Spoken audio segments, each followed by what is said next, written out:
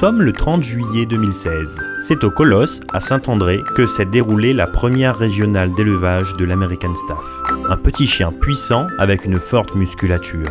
De nombreux propriétaires de la race ont fait le déplacement afin d'avoir l'avis d'un expert. Bonjour à tous, je m'appelle Richard Calloch, je suis venu à La Réunion pour départager une exposition de l'American Staffordshire Terrier. Je suis on va dire un petit peu spécialiste de ces races puisque je juge tout le 3e groupe dans la cynophilie. On doit sélectionner le chien par rapport à des caractéristiques précises qui s'appellent le standard.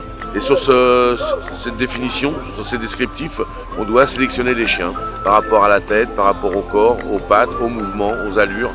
Et à la suite de ça, on détermine ce que l'on trouve, nous, le meilleur. C'est un chien maintenant bien connu depuis quelques années, malheureusement, par des problèmes de médias.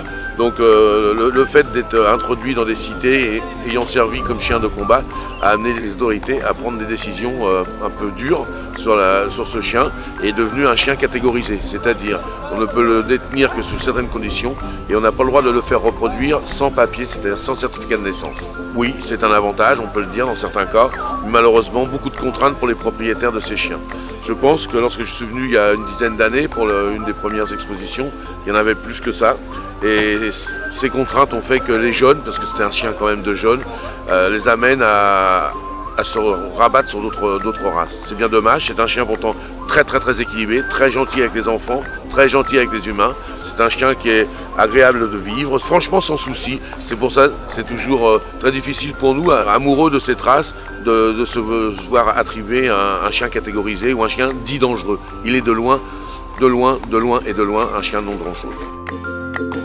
Un chien pas plus dangereux que les autres races donc, même s'il souffre toujours d'une image négative.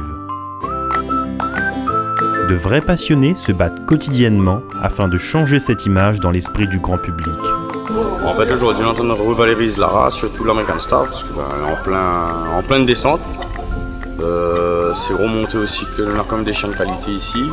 C'est montrer que on a maintenant un délégué, mais aussi avoir une cotation, avoir un délégué qui peut en fait essayer d'emmener tous ces passionnés ensemble, réunir. C'est vrai que la loi et tout ça n'est pas évident, mais il faut essayer quand même. Il y a des passionnés partout. Et nous c'est l'American Staff. Bravo à tous les participants qui ont su montrer que la qualité du cheptel réunionnais était au rendez-vous.